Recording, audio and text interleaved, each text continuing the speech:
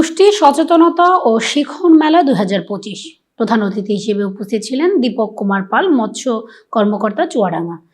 বিশেষ অতিথি হিসেবে উপস্থিত ছিলেন দেবাশিস কুমার দাস, অতিরিক্ত উপপরিচালক উদ্যান, চুয়াডাঙ্গা; মুস্তাফিজুর রহমান, উপজেলা প্রাণী সম্পদ অফিসার, চুয়াডাঙ্গা; আবু তালেব, সহকারী পরিচালক, সমাজ সেবা কর্মকর্তা, চুয়াডাঙ্গা; পঙ্কজ কুণ্ড, project manager, PKSF; Abdullah Al Mamun, sales manager, Kushtia; আনন্দ কুমার, প্রধান শিক্ষক, নাগদা মাধ্যমিক বিদ্যালয়; সার্বিক তত্ত্বাবধানে আকরামুল হক, ED রফিকুল হক জোয়ারদার; আরিফুল ইসলাম, ম্যানেজার, আত্মবিশ্বাস পাটিকাবাড়ি শাখা; আহমদ আলী, হিসাব রক্ষক, আত্মবিশ্বাস আলমডাঙ্গা শাখা।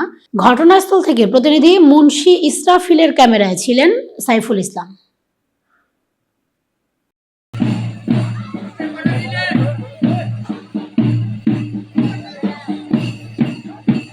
Hola,